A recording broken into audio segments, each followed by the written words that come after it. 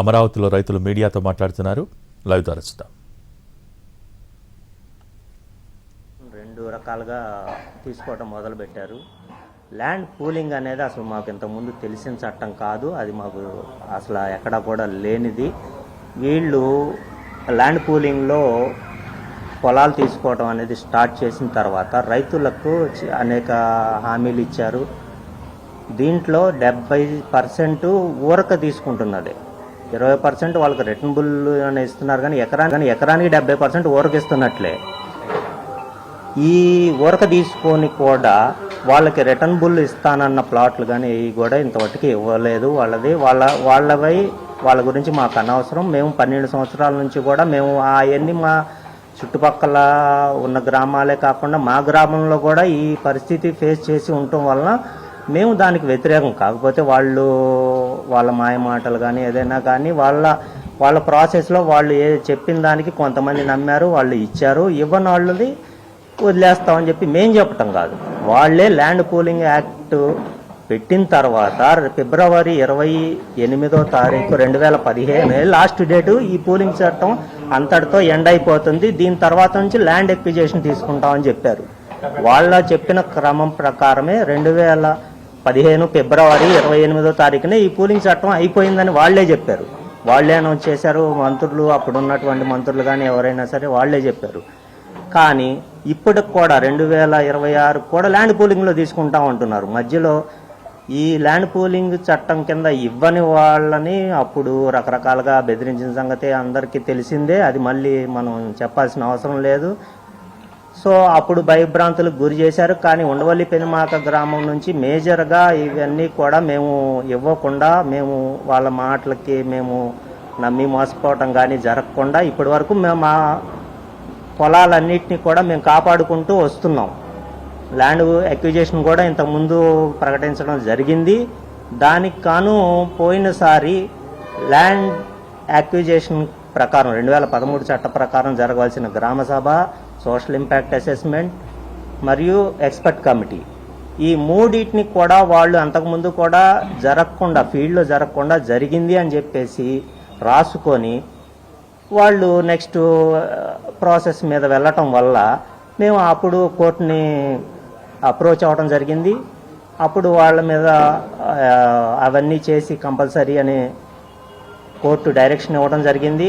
ఆ క్రమంలో మేము 2014 నుంచి 19 మధ్యలో ఇచ్చినటువంటి ల్యాండ్ ఎక్విజేషన్ మీద మేము ఆ గ్రామ సభలకు అటెండ్ అవ్వటం జరిగింది. మేము మా అభ్యంతరాలను చెప్పడం జరిగింది. మళ్ళీ వాళ్ళు అవి నోట్ చేసుకోకపోవటం, మాకు రిప్లై ఇవ్వకపోవటం, ఇవన్నీ కూడా జరగటం జరిగింది.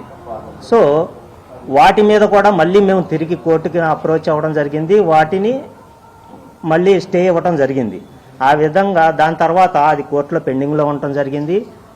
కానీ ఇప్పుడు రెండోసారి అధికారంలోకి వచ్చినటువంటి ఈ ప్రభుత్వం కోర్టులో విత్డ్రా చేసుకుంది. విత్డ్రా చేసుకునేటప్పుడు దీంట్లో ఉన్న అవకతవకల గురించి ఏమీ చెప్పకుండా మేము వాలంటరీగా విత్డ్రా చేసుకున్నామని చెప్పారు. దానికి గాను అప్పుడు కోర్టుకి ఎవరైతే వెళ్ళామో వాళ్ళందరికీ కూడా నష్టపరిహారం కింద కొంత కాంపన్సేషన్ కింద కలెక్టర్కి డైరెక్షన్ ఇచ్చింది. వాళ్ళకి ఇన్ని రోజులు 2014 నుంచి 2024 వరకు మాకు ఎటువంటి బెనిఫిట్స్ కానీ ఏమీ లేకుండా రిజిస్ట్రేషన్లు ఆపేయడం వల్ల కానీ ఏదైనా కానీ చేయటం వల్ల నష్టం జరిగిన కారణంగా కొంత కాంపన్సేషన్ ఇవ్వమని చెప్పడం జరిగింది. ఇవన్నీ చేసిన తర్వాత వాళ్ళు ల్యాండ్ ఎక్విజేషన్కి వెళ్తారా లేదా అనేది అది వాళ్ళ ఇష్టం. కానీ అది వాళ్ళు ఇప్పుడు స్కిప్ చేశారు, ఎవరికి కూడా కాంపన్సేషన్ ఏం చేయకుండా హడావిడిగా మళ్ళీ ల్యాండ్ ఎక్విజేషన్ మీద నోటీస్ ఇవ్వడం జరిగింది. ఈ క్రమంలో మాకు జరిగిన అన్యాయం గురించి మేము ఇవ్వము, మా పొలం ఇవ్వము, మాకు ఇష్టం లేదు. వాళ్ళే చెప్పారు 2000 పూలింగ్లో ఇష్టం లేని వాళ్ళు 9.2 ఇవ్వండి, వాళ్ళ పొలాల జోలికి మేము రాము అని చెప్పేసి 2014లోనే వాళ్ళు అనౌన్స్ చేశారు. దాని ప్రకారమే ఇక్కడ ఉన్న వాళ్ళందరూ కూడా 9.2లు ఇచ్చేసాము. ఇచ్చిన తర్వాత అయినా కూడా రకరకాలుగా బెదిరించటం, ఇలాంటి పరిస్థితులన్నీ చూస్తూ ఉన్నాం. 9.3 ఇచ్చిన వాళ్ళు అనుకూలంగా ఉన్నవాళ్ళు వాళ్ళ పొలాలు ఇచ్చుకున్నారు. అది వాళ్ళ ఇష్టం, వాళ్ళ వ్యక్తిగత విషయం.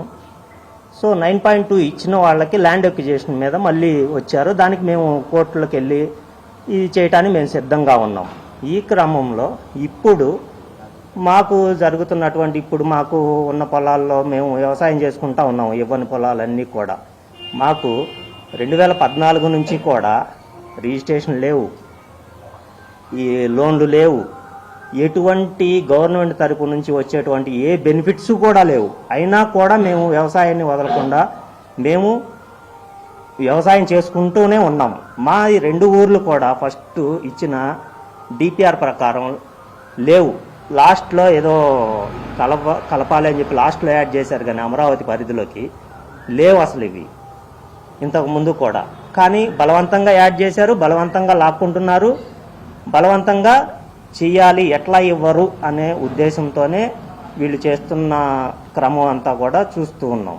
సో ఇప్పుడు మేము జగన్ గారి దగ్గరికి వెళ్ళటం, మా గోడు వినిపించుకోవటం, మేము ఇవ్వము అని చెప్పటం, దానికి కాను వారు స్పందించి మాకు 2 కమిటీలు వేయడం జరిగింది. లీగల్ కమిటీ, ఇంకొకటి సిఆర్డీఏ పరిరక్షణ కమిటీ.